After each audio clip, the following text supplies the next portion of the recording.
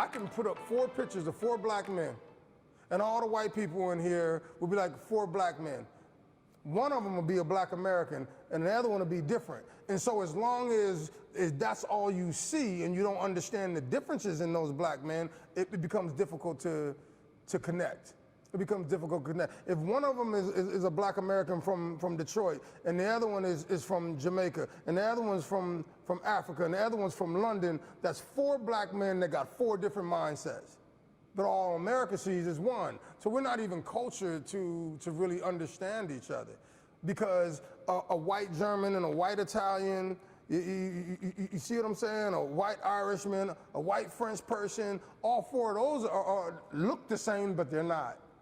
They're not, and I've lived in some of those countries I've visited. They're completely different, but we don't look at blacks that way or understand that there's a huge difference, and so then there becomes disconnect.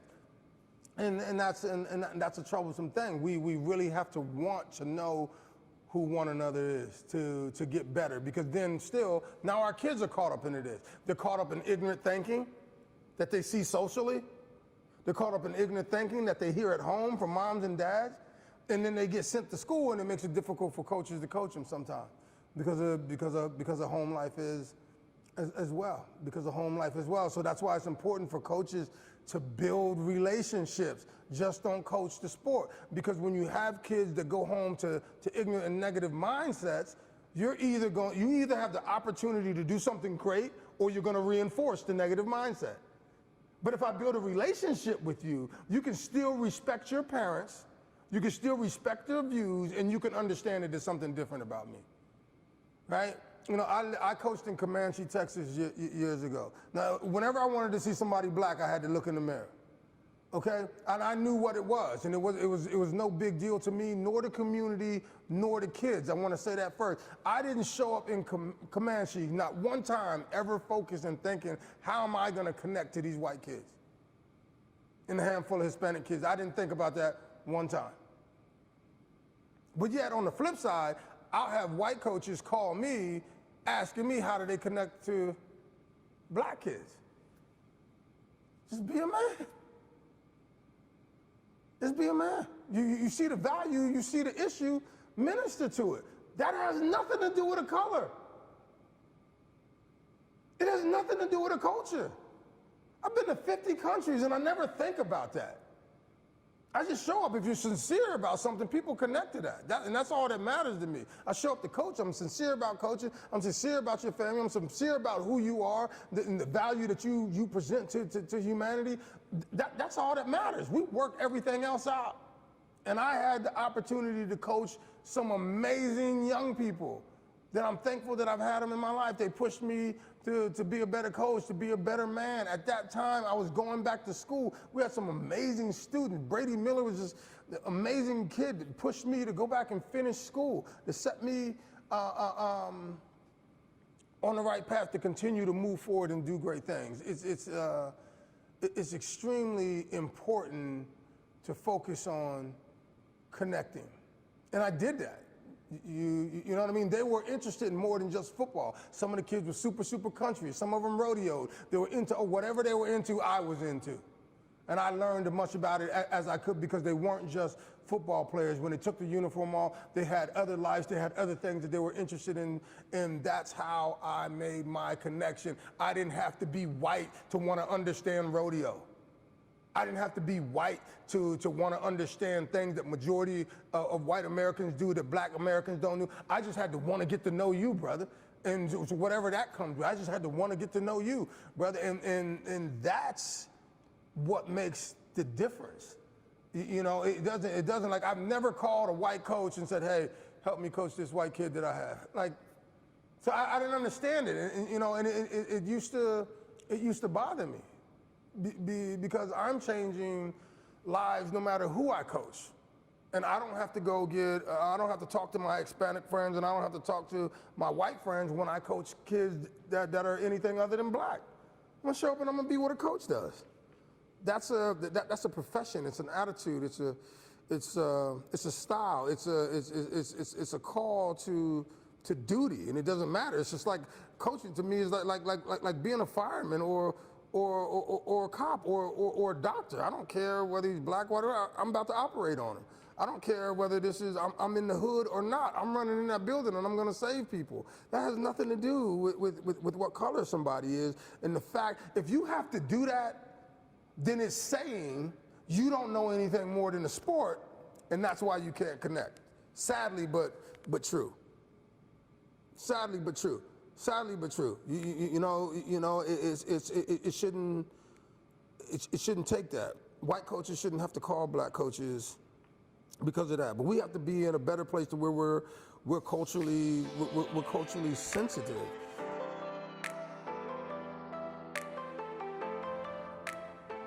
I went by San Antonio Madison. He coaches there. He's coached baseball and football, and he coached at Judson High School as well. And we just became very, very good friends over the years. And I love Chad Wee. And he's white. He's a brother, and I support him. I don't think about that. And we talk about coaching. But when all this mess popped off, he started feeling robbed. He started feeling robbed. He had a concern on how now his black athletes would look at him because of what they see socially and how messy things are getting in the world and how we continue to divide instead of coming together.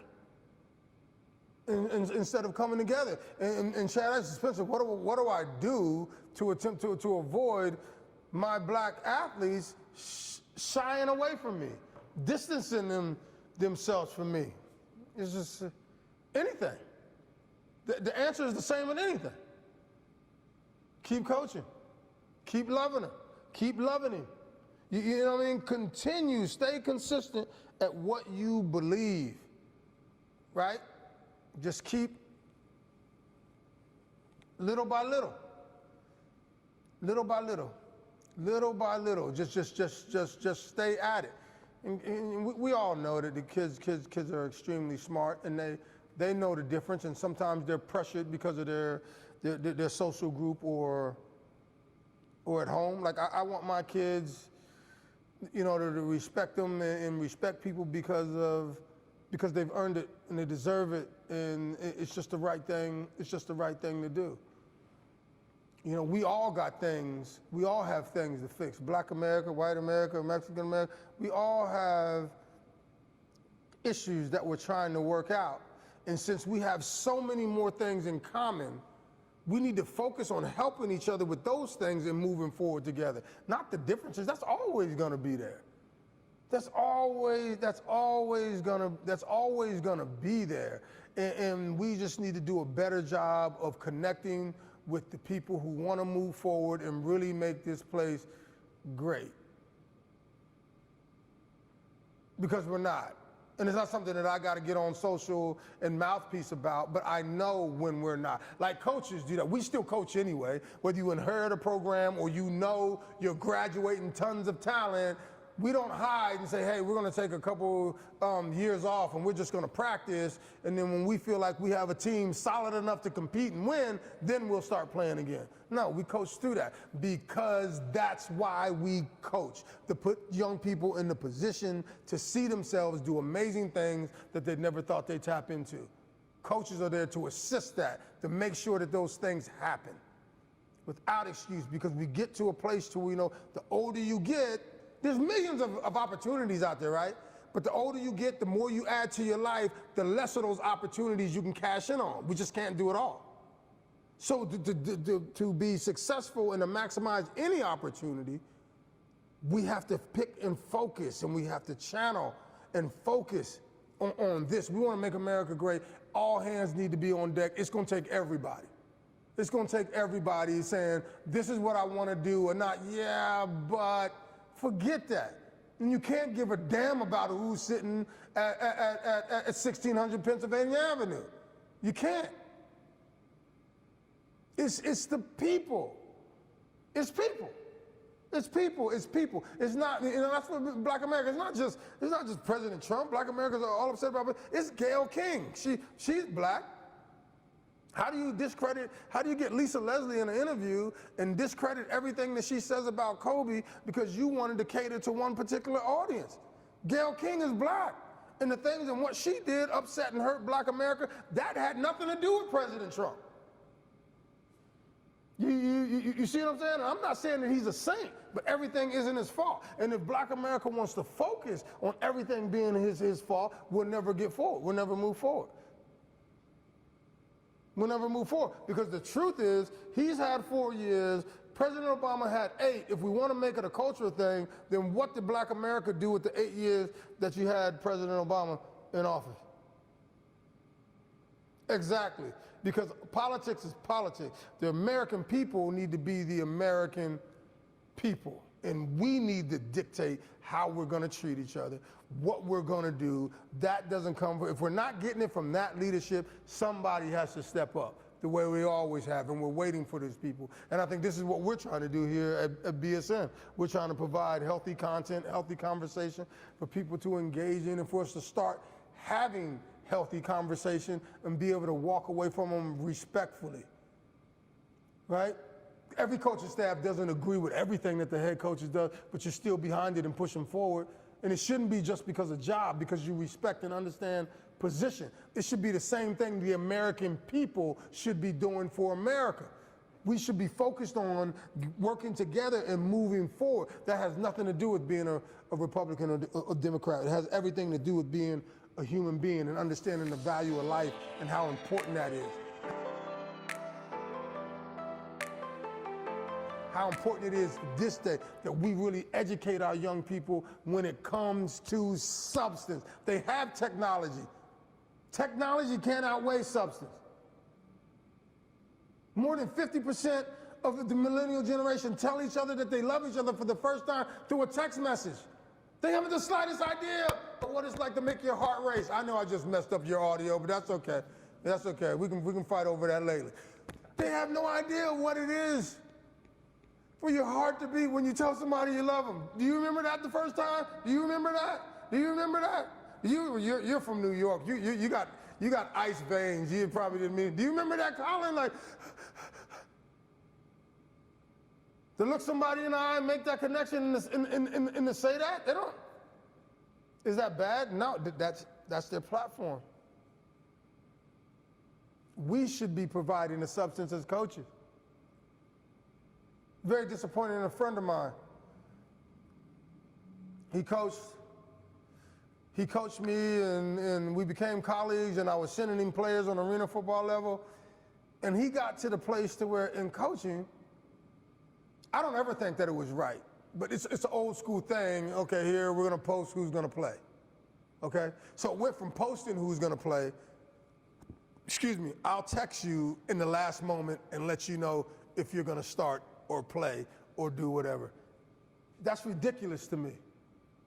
If I have somebody sacrificing their physical being for me, I'm gonna look them in the eye and tell them they're not playing. That is extremely cowardly to me. When a kid is on a bubble and you got two people battling for, when you make your decision in private, pull them in private and tell them that you're not gonna play them. Walk them through that process, because they're already gonna have a difficult conversation with mom and dad, who are ignorant to the program and don't know anything and have their own thoughts. Help the kid have the conversation and be able to speak intelligently about the situation. Don't text them and say you're not playing them. Don't post it on the wall and say you're not playing them. Communicate and connect. Connect. Anything I'm connected to, I don't worry about. Anything that I'm connected to it. Yeah, even though I know this is going to be difficult, but I'm going to connect. I'm going to tell them, I got to love them through this. And where we see mental health, and at the rate that our young people are hurting themselves, you need to connect. Hey, I'm going to have a whole lot of pressure because my mom and dad don't understand why these other kids are playing more than me. I'm going to help you have that conversation with your parents. And if they need to have it with me, they can come in here and have it with me. But this is why you're not playing. You and I both know he or she had a better week of practice than you, and we just feel like they're ready. You're still a part of the team. See, when we teach team, then who starts isn't as big a deal. But we don't teach team. Because I've been on some amazing teams with guys who barely played it down, and I'm still thankful they were on the team. Have you been on any teams like that, Conley? Yeah. Okay, so you guys understand what I'm talking about? Right. So we have to teach value of team. It isn't just about playing. Everybody has their part. Yes, you have a value. When we teach that, when that's the culture, you get what I'm saying?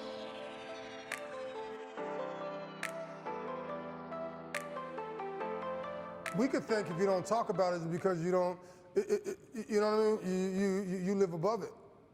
You're better than it. So when we're talking about, watch this, beautiful question, brother. When you say, when's the right time to have these conversations? If these conversations are taking place socially, then now's the right time. Once the world starts to eat off that plate, then it's open. There's very little that you and your kids don't see at the same time. Because if they're on Instagram, if they're on Facebook, it's very little that we're not seeing at the same time. It's very difficult to hold them off at bay. Once those things start being released, parents and coaches have to have the conversation the right way. And here's a troublesome thing for like a lot of great white coaches or just other, when they say, hey, Spencer, look, I don't know what it is to be black. Listen, guess what? Everybody you say that to, they know you don't know. So when you say it to an ignorant black person or someone who isn't as cultured as me, right? So as soon as you say, Nate, hey, Spencer, I don't know what it is to be black. I know you don't know what it is to be black. Don't even try to talk to me about what it is to be black. I don't know what it is to be black. You see what I'm saying? Now, that one response that you gave set something else totally off.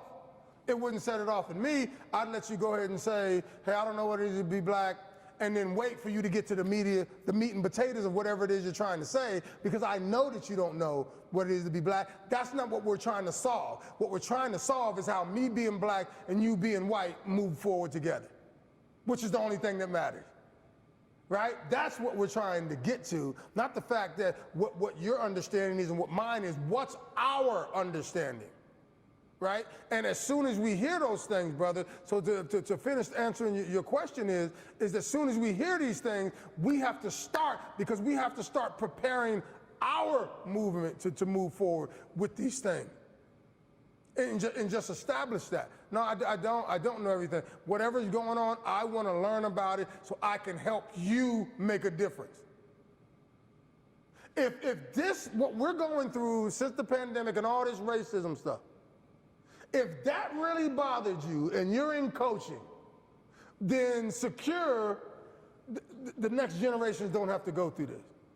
Do whatever it takes to make sure of that. And listen, this is so heavy on me. I'm sitting here at home and I'm waking up, then I'm going over to the field house and I'm like, man, are all my black kids gonna boycott today or not be here today? If you don't wanna have to have those thoughts, we all collectively have to start right now. Like this is enough of this. I don't want my kids and grandkids going through this. I'm preparing to have the conversations the right way, not be fearful, but to be able to understand one another and for America to be who she say that she is. We're different. So that's okay. It's just not okay to hurt and hate one another because of the differences. That's the sad thing. And when we're talking about sincerity, that's what it is. Dysfunction and sincerity, not perfection.